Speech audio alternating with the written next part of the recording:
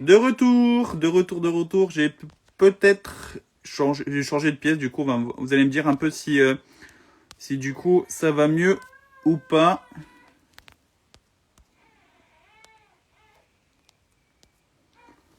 Et puis voilà, tout simplement, on va revenir tranquillement. Est-ce qu'on me voit bien? Est-ce qu'on m'entend bien?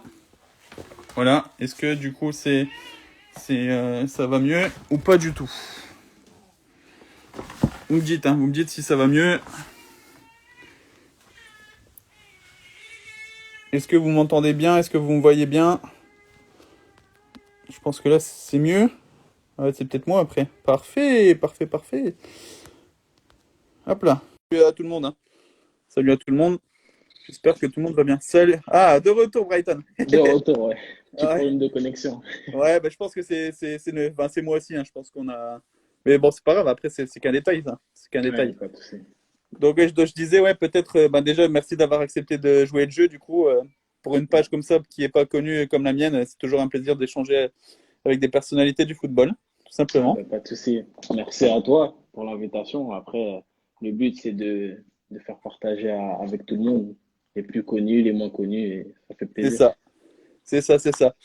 Bah, déjà, pour commencer, peut-être, est-ce que tu peux te présenter un peu pour ceux qui ne te connaissent pas encore? Bah, moi, c'est Brighton Nabo, 25 ans, attaquant de l'Union Saint-Gilloise, club champion de D2 belge.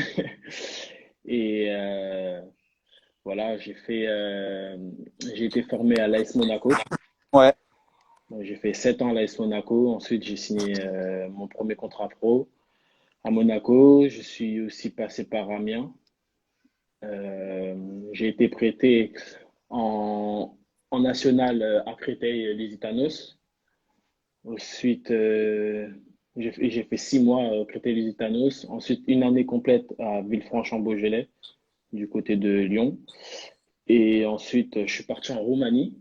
Ok. De Roumanie, j'ai rebondi. Bon, il y a eu la période Covid qui a été compliquée la saison dernière.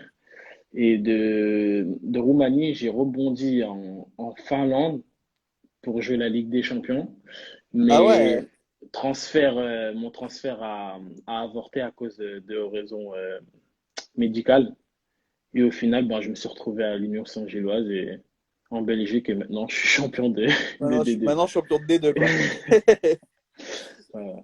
Ok. Et du coup, à quel moment tu t'es dit, enfin, à quel âge tu as commencé le foot et à quel moment tu t'es dit, ouais, je vais en faire mon métier? J'ai commencé le foot très très tôt. Je pense que je devais avoir dans les alentours de 3 4 ans. Ok. Mais, mais en même temps, je faisais du judo de mémoire. Et mes parents m'ont mis dans les deux sports. Et je faisais du foot par rapport à mon père. Parce que mon père a joué au foot aussi dans un bon niveau. Ok. Et bah, très tôt, hein, très tôt, je me suis dit, voilà, c'est ce que je veux faire, c'est c'est ce que j'aime, donc il faut que j'en fasse mon métier et j'ai réussi grâce à Dieu. Ok. Et du coup, enfin, du coup, tu as été formé à Monaco, tu as passé quelques années à Monaco. Ouais. Qu'est-ce que ça t'a apporté de cette expérience un peu de monégasque et pourquoi ce poste-là d'attaquant, en fait? Euh, bah, en fait, quand déjà j'ai évolué en région parisienne, Ok. du côté de Brétigny, bon, un peu plus, quand j'ai commencé vraiment à Arpajon, pour ceux qui connaissent, ensuite à Brétigny. Je jouais un petit peu sur les postes de milieu de terrain et un peu ailier, mais plutôt ailier. Et arrivé à Monaco, ben, c'est là que, entre guillemets, par rapport à mon gabarit, à ma vitesse, on m'a mis au poste d'attaquant. Et franchement, je pense que c'est là que, voilà, j'ai vraiment évolué en tant que footballeur et surtout en tant qu'homme. Parce que quand tu habites en région parisienne et que tu vas dans le sud habiter tout seul, tu te débrouilles assez vite, très jeune. Donc Et c'est est-ce que du coup, cette expérience-là, après, t'a servi pour la suite de ta carrière? Euh, dans Que t'es beaucoup de parti tôt. domaines, je suis parti à l'âge de 15 ans de chez mes parents. Donc, franchement, pour beaucoup de choses, ça m'a permis, oui, de pouvoir avancer de pouvoir prendre certaines décisions. Et c'est, ben, aujourd'hui, beaucoup pensaient que ben, j'allais peut-être finir en national ou autre. Et je Et t'as trouvais, rebondi. ouais, j'ai rebondi en D2 belge malgré tout. Et ben, peut-être la saison prochaine en première division. Ça roule. Du coup, j'ai aussi une question par rapport à Monaco et par un peu par rapport à la Ligue 1, du coup. Enfin, la Mhm. Ligue 1, et enfin, quand je dis la Ligue 1, c'est le championnat de France. Comment tu juges un peu le Monaco de l'époque et le Monaco de maintenant? Quand tu me dis l'époque, c'est Bah, quand, quand tu as quand commencé à je- Monaco, en fait. Le Monaco que tu commencé, le Monaco de maintenant. bah, faut savoir que quand je suis arrivé à Monaco, Monaco était en Ligue 2. Il venait de Ouais, redescendre. ouais, je Il me venait de rappelle très bien. redescendre en Ligue 2 et ben, j'ai vu toute l'éclosion, toute l'évolution de la reprise du russe en fait.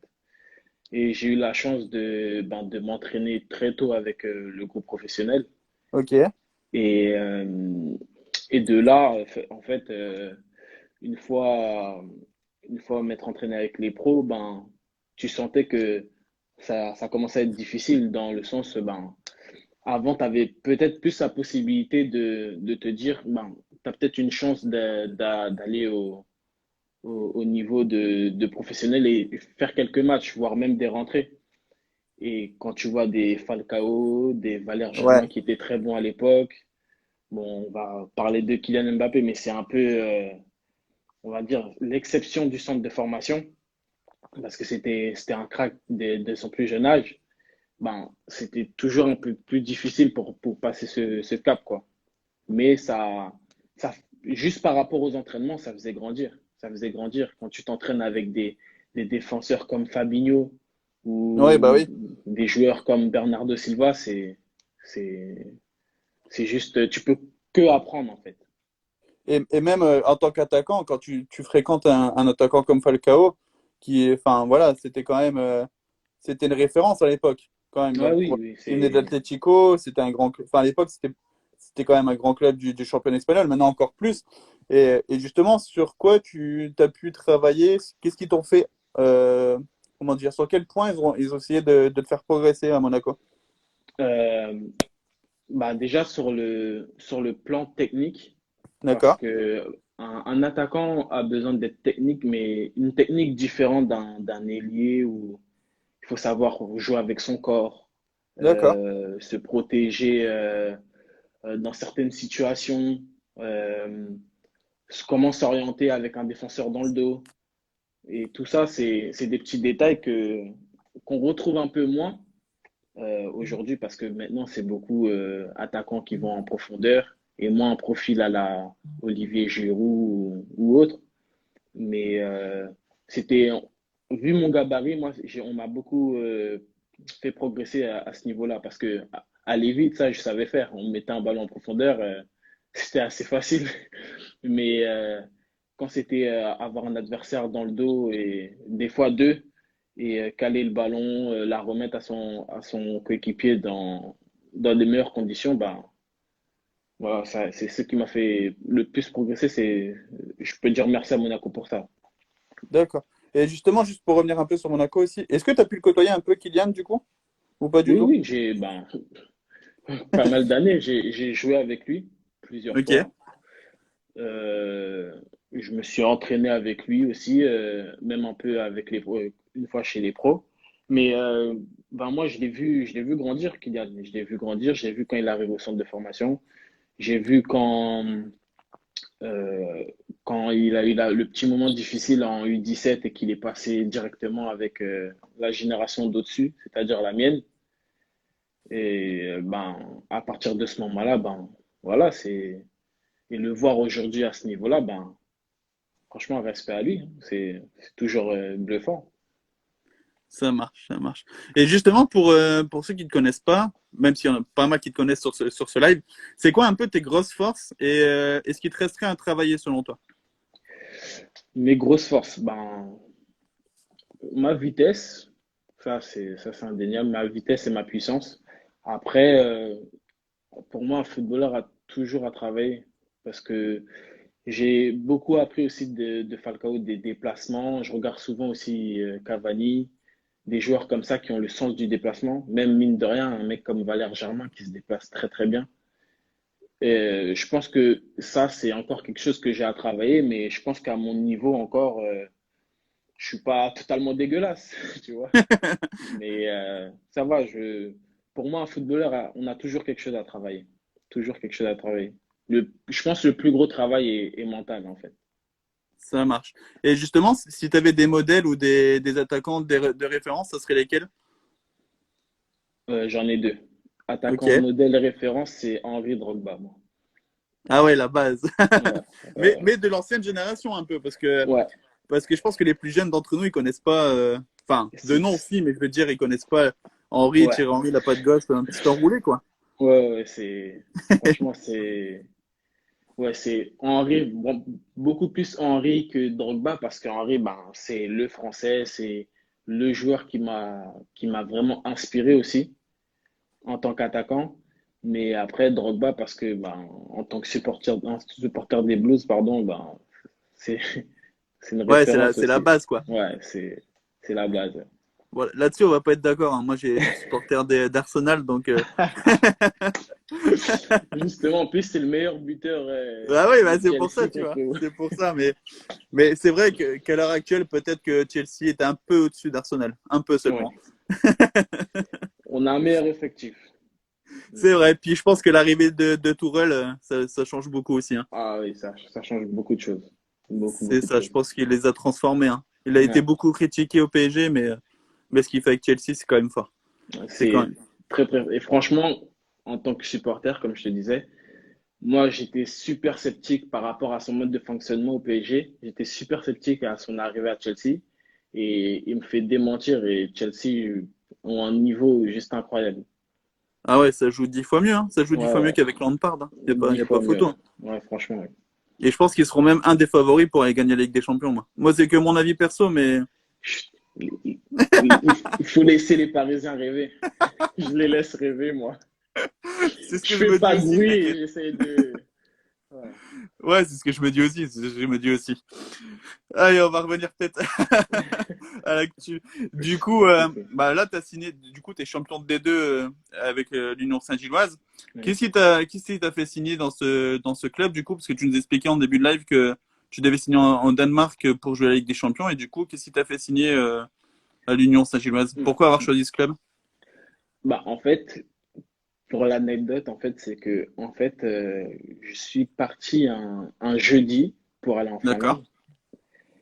Arrivé en Finlande, en gros, je suis arrivé sur le tard, je crois. Et le vendredi, j'avais tout ce qui est examens médicaux, etc. Et au réveil, je reçois un appel du directeur sportif. Celui-là, c'est Et pas normal. non, le directeur sportif de Ah, du l'Union club, ok. Saint-Gilloise. Ok, ouais. Et donc, je lui dis, ben, désolé, je viens d'arriver en Finlande, je viens de signer. Et il me dit, ah, ben, c'est pas grave. En gros, ben, voilà, tant pis, quoi. Et comme par hasard, le week-end passe, je fais mes premiers entraînements avec le préparateur physique, puis ensuite, je m'entraîne le lundi pour la première fois avec le groupe, et le mardi, il y avait le départ pour justement aller jouer tour préliminaire de Ligue des Champions. Ok. Et le mardi, je vois qu'on me dit rien, on me dit pas si je suis dans le groupe ou pas, parce que justement, ils avaient fait exprès de apprécier ma signature pour que je puisse partir pour ce match. Ok. Et justement, bah, on me dit oui, ben, ça va pas être possible. En gros, tu dois rentrer chez toi parce que le club n'est pas apte à te faire signer par rapport à des problèmes médicaux que tu as eu dans le passé. J'ai fait les yeux comme ça et je me suis dit, ah ouais. Alors que, entre-temps, on était déjà en train de parler pour mon appartement, faire venir ma famille, etc. Donc, ça m'a fait un petit choc, tu vois, sur le coup. Et j'ai eu le déclic direct de me dire, ah ben, on t'a appelé il y a 3 jours, rappelle-les. Donc, j'ai rappelé le directeur sportif et de là, je lui ai dit, bon, ben, finalement, je suis disponible. Donc, si vous voulez que je vienne, voilà, Allez-y, quoi. je suis preneur. Et ben, ils ont sauté sur l'occasion. Ils m'ont dit, bah, c'est parfait. Ben, si tu peux, on trouve un rendez-vous et comme ça, tu viens, on te fait monter tes infrastructures Et voilà, c'est de là que j'ai signé à l'Union Saint-Gilloise et au final, je regrette vraiment pas. Justement, pourquoi tu regrettes pas? Quelles ont été tes impressions quand tu arrivé en fait? Quand tu as découvert les infrastructures et même, je pense, l'histoire du club un peu? Qu'est-ce que Ben, tu t'es dit quand tu as signé? quand j'ai signé, déjà, je suis arrivé là-bas et quand j'ai vu le centre d'entraînement, je me suis dit, ah ouais, waouh. Je me suis dit, juste, waouh, c'est un club de D2 belge, alors que on m'avait déjà parlé un peu de la Belgique sans critiquer que voilà, c'était de bonnes infrastructures, mais c'était pas ouf. Et même en D1 belge, c'est pas un truc, voilà, c'est pas des, on va pas au PSG, quoi. Ouais, ouais, c'est ça. Bah oui, c'était un niveau, on va dire, en dessous de la France, quoi, entre guillemets, tu vois. Voilà, Exactement. c'est les a priori, quoi. Et quand je suis arrivé, je me suis dit, waouh, il y a tout, il y a vraiment tout, tout. Et je me suis dit, mais j'ai l'impression de faire un comeback, en fait, d'être revenu, entre guillemets, à Monaco, mais d'une façon différente. Et là, ben, j'ai pu retravailler tout ce que j'avais, entre guillemets, perdu pendant certaines années. Parce que en Roumanie, c'était pas la même méthode de travail. Ok. À Amiens, les infrastructures étaient bonnes, mais c'était pas Monaco. Ouais, Et c'est moi, sûr. j'avais pas encore le déclic qui fait que, voilà, je travaillais, mais je travaillais de façon différente. Et ici, en fait, je me suis retrouvé, en fait. À l'Union, Ouais, je me suis totalement retrouvé. J'ai pu bosser comme je bossais auparavant. Et voilà, c'est pour ça que je regrette pas le coach. Le coach, c'est humainement, c'est une crème. Même dans le coaching. C'est, qu'est-ce je qui pense, t'apporte au quotidien, du coup, le coach? euh, sérénité. Ok. De la sérénité. Et je pense pour un footballeur parce que je vais te dire la vérité, hein, et pour toutes les personnes qui sont dans le live, je suis pas je peux être titulaire, mais je ne suis pas un titulaire. Mais le coach me montre tellement une certaine confiance que, ben, au final, tu es serein. Tu es serein, tu te dis que tu sais que, quoi qu'il arrive, tu sais que tu vas rentrer. Si demain il y a un problème, ben, tu sais qu'il a confiance en toi, qu'il va te faire, il peut avoir un changement de plan comme ça et au final tu commences le match titulaire, tu vois, des choses comme ça. Et même si ça reste frustrant, c'est la vérité, mais au final tu peux pas te plaindre parce que si le coach il est franc avec toi, ben tu veux dire quoi? Et si Ah bah derrière c'est ça. les attaquants qui sont devant, ils marquent, ils font parce que faut dire que notre équipe, cette année, c'est un ogre. Franchement, on a battu tous les records. On a roulé sur tout le monde cette saison. Et justement, comment tu te sens, toi, dans ce collectif-là et quels ont été tes objectifs de début de saison? Est-ce qu'ils ont été atteints, du coup, les objectifs que tu t'es fixés au début de saison? Pas totalement. Pour Ok, dire la vérité, j'ai dû faire 5 ou 6 matchs titulaires. Et encore, peut-être que je t'en dis même trop. Je pense que j'ai dû faire ouais, entre 4 et 5 matchs titulaires. Je suis seulement à 5 buts. Et moi, je visais quand même la barre des 10 buts. d'accord, le double. Ouais. Et après, on me répète, oui, mais par rapport à ton temps de jeu, ton ratio, il est super bon. Mais quand tu es un attaquant, tu es gourmand. C'est clair. Tu es gourmand et tu as envie d'aller chercher plus. Donc, à ce niveau-là, personnellement, mon objectif n'est pas encore atteint. Et il reste 4 matchs pour le faire. Donc, je ne m'inquiète pas pour ça. Mais après, collectivement, oui. Le but, c'était d'aller. Parce qu'ils m'ont clairement dit aussi, je suis arrivé par la petite porte ici. On m'a dit, voilà, tu es arrivé comme troisième attaquant. On ne garantit pas de temps de jeu. Et au final, ben, j'ai réussi à gratter. Je me suis ancré dans le collectif, en fait. Et au final, je pense que pour le coach, je suis un joueur quand même assez important au sein de l'équipe. Pourtant, ça fait qu'il y a des mecs, ça fait un peu plus longtemps qui sont ici. Et moi, je suis arrivé. Demain, je vais parler dans le vestiaire. Les mecs, ils vont m'écouter, tu vois. Il y a vraiment Donc, une bonne ambiance dans le groupe, en fait, dans le collectif. non, franchement, c'est une famille, ça serait trop, mais Ouais. c'est vraiment une bonne de potes.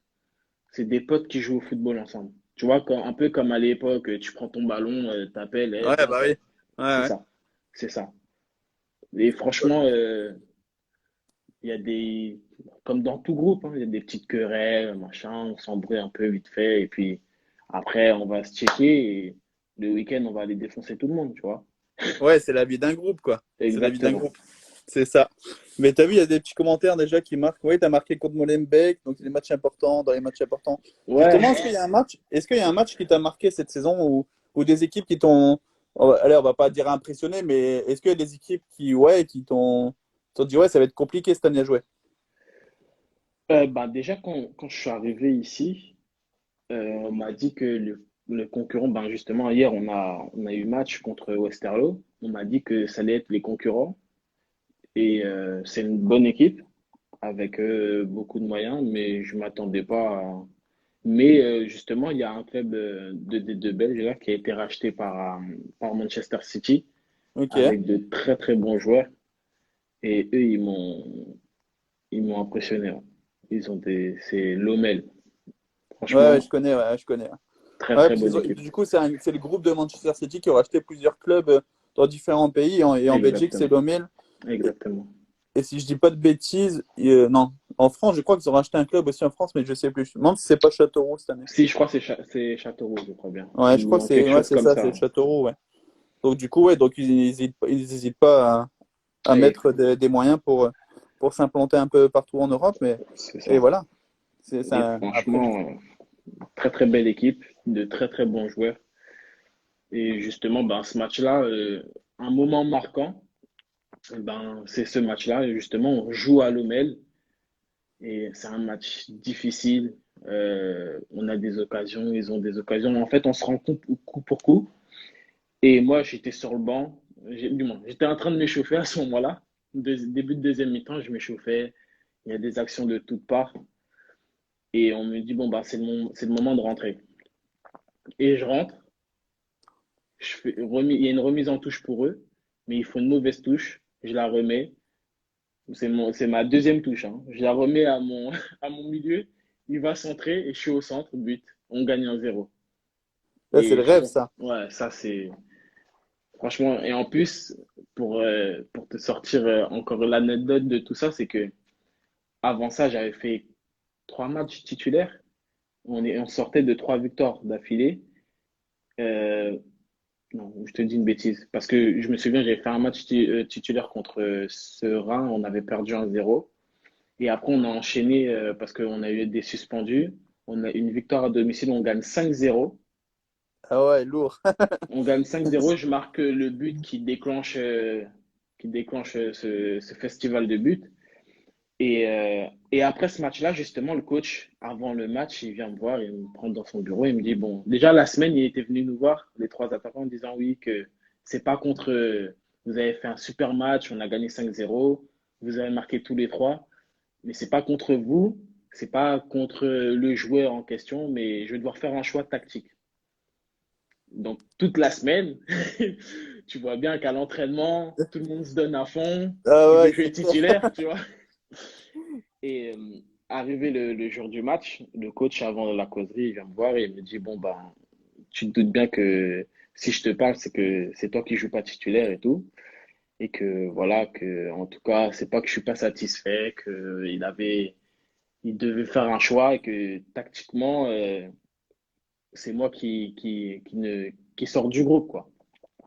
J'ai dit pas de souci. Après, c'était compréhensible. Mais au final, je pense que, pour te dire la vérité, si par exemple j'avais fait la gueule, si j'avais râlé ou autre chose, je pense que directement, l'impact que j'ai eu en rentrant et marquant le but pour gagner 1-0, je pense que j'aurais pas eu ce mérite-là.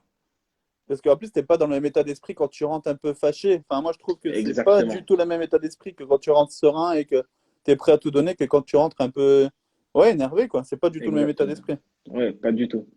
bah, tu rentres, c'est-à-dire tu veux jouer, mais en même temps, tu dis, ah, vas-y, j'aurais dû jouer titulaire. Et au final, alors que quand tu rentres, fais- tu, tu fais le vide et tu te dis, bon, ben, c'est pas grave, il y aura d'autres matchs, la saison est encore longue. Puis c'est une occasion aussi pour prouver que Exactement, tu es dans le groupe, quoi, en fait, tout simplement. exactement. Ouais. Et Et, justement, et- c'est une fierté parce que je pense que c'est 3 points aussi qui nous fallait pour ce titre de champion au final. et Donc, après, du coup, comment dire, pour la prochaine étape, donc c'est la première division. Comment tu vois ça un peu, la première division belge? Comment tu juges un peu ce championnat-là? en, alors, en vérité, euh, on a toujours entendu parler d'Anderlecht, de la Gantoise, par rapport à la Ligue des Champions. Si je regardais des matchs de clubs de première division belge, c'était vraiment par rapport à la Ligue des Champions. Ok. Mais sinon, j'avais pas vraiment du moins, je vais pas dire que c'était pas un championnat qui m'intéressait parce que quand j'étais un petit peu, pas dans le dur, mais quand je voulais quitter Amiens, j'ouvrais la porte à cette division, tu vois. La Belgique m'intéressait déjà parce que En plus, justement, c'était pas trop trop loin. Entre Amiens et la Belgique, t'as en peut-être deux plus, heures ouais, de route. Ouais, c'était à côté, exactement. quoi. Et justement, avant de signer justement en Roumanie, je devais signer en Belgique. Et Ok. il y a eu un petit problème, je crois, il y a un changement de propriétaire, un truc comme ça, qui fait que après le propriétaire, il a remanié tous les transferts. Ok. Et c'est de là que je suis parti en Roumanie. Mais sinon, je serais arrivé en Belgique bien plus tôt. Et du coup, tu connais un peu les grosses équipes enfin, du championnat belge, hein. Quand je te dis grosses équipes, c'est Anderlecht, Ouais, enfin, voilà, la Anderlecht, Gantoise. la Gantoise. Après, il y a des petits clubs aussi, parce que après, j'ai aussi des amis qui ont joué en D1 belge. Donc, même eux, on essayait de les suivre, même si je regardais pas tous les matchs. Mais j'essayais de suivre un petit peu de temps en temps quand il y avait des gros matchs, etc. Donc, voilà, c'était vraiment pour dire que voilà, j'étais pas focalisé sur la D1B, mais la D1A, pardon, mais je connaissais un petit peu, juste par rapport au nom. Ok, justement, est-ce que tu peux expliquer pour ceux qui connaissent pas un peu la D1A et la D1B? Parce que du coup, c'est un peu. Il y a qu'en Belgique qu'on voit ça aussi, un peu ce système de deuxième division un peu séparé, on va dire ça. Ouais, mais pour dire la vérité, mais moi je comprends pas trop, hein, Ok, ok, ok. parce que regarde là, Bruges ils sont à plus de 20 points d'avance sur le deuxième, et en gros les mecs toute la saison ils gagnent tous leurs matchs, et ensuite derrière il y a des playoffs. Ouais, c'est ça, c'est un système de play-off. Ouais. Mais ils ont 20 points d'avance. Pour moi, c'est pas juste. C'est pas juste. Je sais pas, les mecs, ils se donnent toute la saison pour avoir ces 20 points d'avance et au final, C'est clair. faire des playoffs pour. Ah, mais non. Et ça se trouve que c'est même pas eux qui vont gagner le titre au final. Donc, C'est ça, c'est ça. Bah, en compliqué fait, quand je même. pense que c'est un peu le système de play-off que. Bah, nous, on n'a pas en France, hein. Franchement, on n'a clairement pas ça en France, mais Ouais. c'est un peu. Comment dire? Ça déstabilise un peu l'équipe qui est devant, quoi. Enfin, Pour moi, Bruges qui a oui. 20 points d'avance, il mériterait d'être champion, en fait. Ouais, Clairement, il faut le dire. clairement. Clairement. C'est qu'ils ont dominé le championnat toute la saison. Et si, par exemple, pendant les playoffs, ils ont des blessés ou un coup de mou, et ben l'équipe qui est. Parce que cette année, apparemment, avant, c'était 6 équipes. Et là, ils ont réduit à 4 par rapport à l'Euro, je crois. Ouais, c'est ça. Et, ça veut dire que l'équipe qui était quatrième, si elle gagne tous leurs matchs en playoff, c'est elle qui gagne le championnat. Mais c'est pas comme ça. Et c'est pas logique, hein. Clairement, Ouais, mais bon. Après, c'est le championnat belge, quoi. C'est ça. c'est ça. Je vais Et pas, justement, je vais pas me plaindre.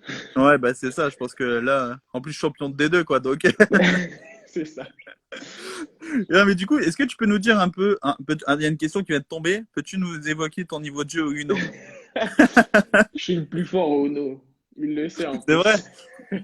Bah, écoute, si un jour on se rencontre, je pense qu'en face de toi, t'as un concurrent sérieux, tu vois? Ah, mais moi j'aime bien ça. Moi j'aime bien. T'inquiète, bah, il y a 19 personnes qui regardent et sont témoins. Le jour où on se voit, fais un Uno. Pas Ok? de souci, pas de Ok, problème. ça marche. Attention, le replay, il sera sur ma page, donc clairement, Pas il de y aura pas problème. de. Tu pourras C'est pas te pas un défiler souci. là. C'est pas un souci. Ouais, du coup, juste j'ai une question comme ça qui me vient. Qu'est-ce que tu penses un peu, parce que j'en ai entendu parler un peu, du regroupement entre le championnat belge et le championnat hollandais? Est-ce que tu penses que c'est une bonne chose pour toi? Enfin, pour le, Franchement, pour le championnat belge. franchement, oui. Ça serait, mais même pour le championnat hollandais, parce que c'est un très bon championnat aussi, avec de Ouais, c'est bonnes clair. équipes comme Feyenoord, l'Ajax, AZ. C'est des bonnes équipes et c'est des équipes qui méritent d'être mises en avant en Europe. Parce qu'aujourd'hui, on va souvent parler du championnat italien, anglais, espagnol et un petit peu français, tu vois, parce que les Français, c'est où certains meilleurs joueurs sortent. Mais dans un sens, ça serait bien juste pour les clubs, parce que tu prends les 10 meilleurs de Belgique, les 10 meilleurs d'Hollande, et t'en fais un. Ça serait bien, mais dans un sens aussi, ça peut aussi, parce que je sais que la Belgique et du moins le côté flamand et le côté Ouais, il y a wallon, deux côtés, ouais. c'est un petit peu. Donc, je pense que ça aussi, ça sera un problème. Ça sera un problème. Ah. Après, il faut se dire aussi que le championnat belge, ils veulent peut-être aussi qu'ils veulent garder leur identité et pas être mélangés aussi. Exactement. Après, Tu vois, moi, je pense que. je comprends totalement. Mais après, il faut aussi voir dans l'intérêt. Parce que je pense que le niveau sera plus relevé. Il y aura de meilleurs joueurs. Et qui dit meilleurs joueurs dit ben, plus de chances en Ligue des Champions. C'est ça, c'est ça, c'est ça. Il y a une autre question aussi qui arrive. Est-ce que tu as progressé à FIFA? J'ai pas vu qui a dit ça. Mais... Bah écoute, je vais te le dire, c'est Johan Rodsen qui a posé cette Oh question-là. là là. Ah, je réponds pas à ça. On réglera ça en privé. Ok, bah tu régleras ça en privé du coup avec lui. Juste pour finir un peu un mot sur les supporters. Qu'est-ce que tu penses un peu du public de l'Union Saint-Gilloise? Et puis est-ce que c'est comme en France où c'est un huis clos, là, je vais y arriver, un huis clos total. Mm. Et du coup un peu sur sur Ben, euh, sur le mot, sur le public. en fait, du moins, il y a une bonne partie de la saison, on l'a faite à huis clos. Et il y a une D'accord. partie où on a eu la chance de les avoir, mais vraiment de façon très restreinte.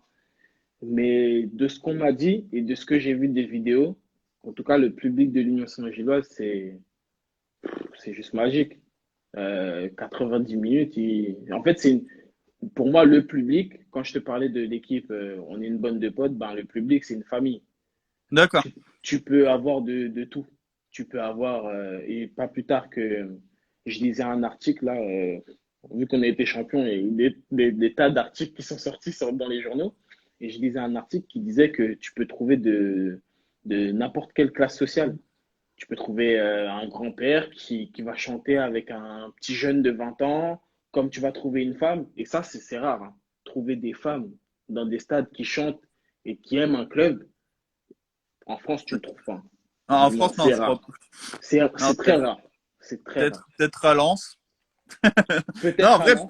ouais, peut-être à Lens, mais c'est vrai que c'est hyper rare de voir les femmes dans les publics, hein. Il y a que. Enfin, moi, c'est la première fois que j'entends ça, tu vois.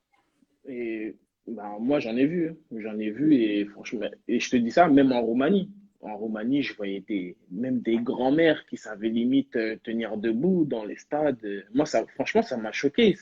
Je sais pas, c'est une ferveur de montrer comment ils aiment un club, comment le foot est important pour eux. C'est leur petit plaisir à eux, tu vois.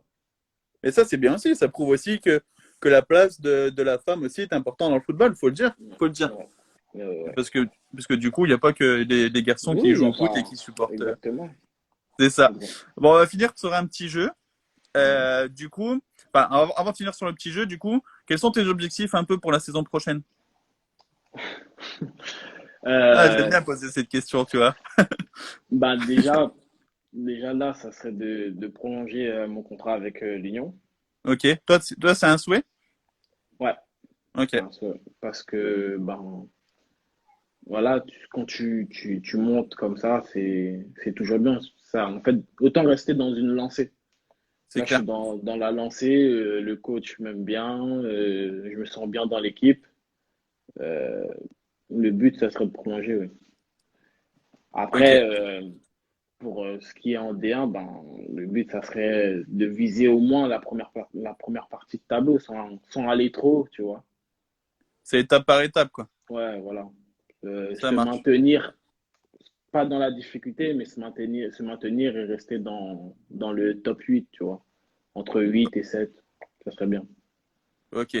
Ça roule. Mais du coup, je vais te dire un petit truc, enfin deux petits trucs. Déjà, la première, c'est j'espère, j'espère te voir en D1 belge, parce que moi, je suis pas très loin de la Belgique. Tu vois, je suis du côté de Lens, donc à peu près, je sais pas, il y a D'accord. une demi-heure, trois quarts d'heure. Donc, Ouais, ouais. à la fin du confinement, j'aimerais bien, tu vois, qu'on se rencontre et que je vienne voir un petit match de l'Union Saint-Gilloise, si ça te dit. Et Ça puis sera voilà. avec plaisir. Une fois que les stades réouvrent, en privé, tu me demandes, je te mets une place de côté, ça sera Ça avec marche. plaisir. Ça marche, merci. Ça marche, merci. Et du coup, on va finir sur un petit jeu. Ouais. Tu vas me dire, enfin, par exemple, je vais te dire qui est le meilleur ambianceur dans l'équipe et tu vas me dire un nom. Ok? Ok. Ok? Ok, ok. Alors, de tous tes coéquipiers, qui te met le plus de petits ponts à l'entraînement? La Poussin.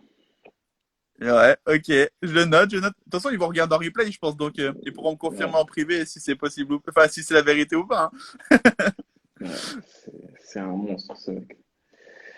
Ça roule. Qui met le plus de lucarnes dans l'entraînement? Le plus de Lucas. C'est compliqué, ça, hein.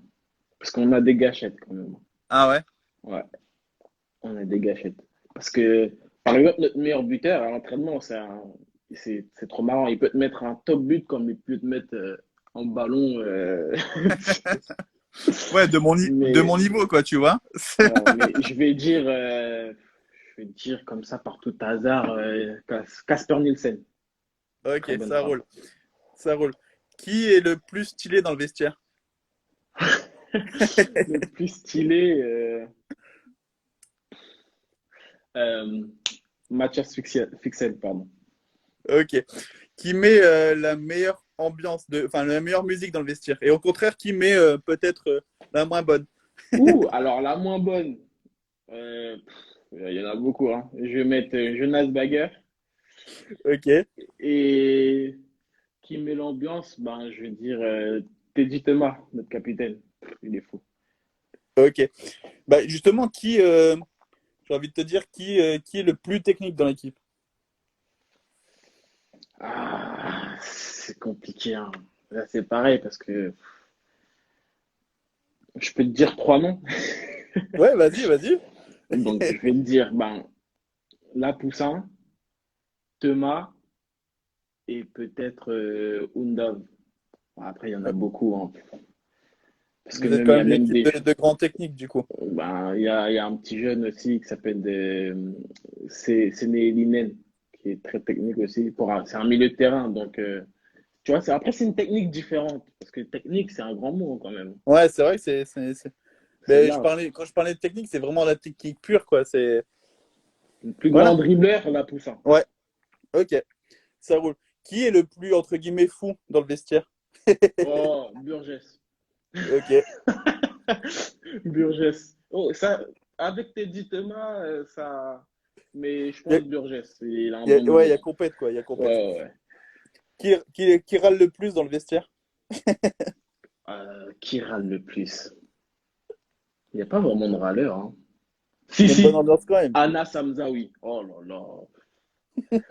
Ah, lui, Ouais, c'est. ça reste un râleur. Ouais, ouais. Qui est le petit chouchou du groupe, du coach, je veux dire? Dante Vanzer.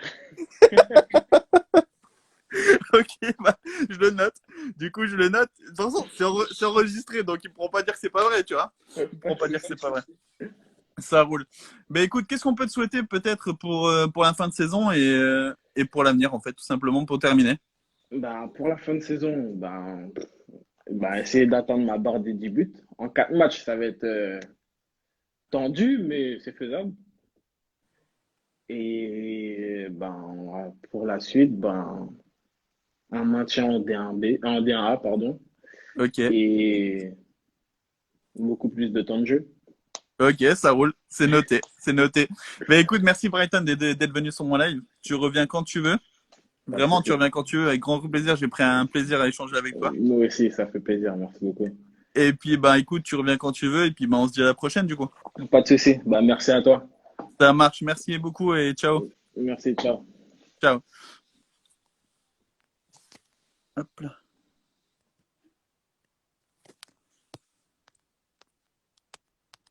Du coup, merci Brighton. Merci Brighton d'être venu sur mon live. Tu reviens quand tu veux. Du coup, notez bien les gens. Hein. Notez bien. Déjà, je dois le défier à Uno. Ok. Et je dois le défier aussi. Enfin, je pense que quand on va se rencontrer, on va se défier à Uno. Peut-être à FIFA, du coup, parce qu'apparemment, il y a un bon petit niveau à FIFA. Et puis n'hésitez pas à suivre sa page, à suivre ma page. Et puis, on se dit à bientôt pour de nouvelles aventures. Et puis, bah, voilà. Merci Brighton encore. De toute façon, je vous envoie un petit message en privé. Prenez soin de vous, faites attention à vous et ciao.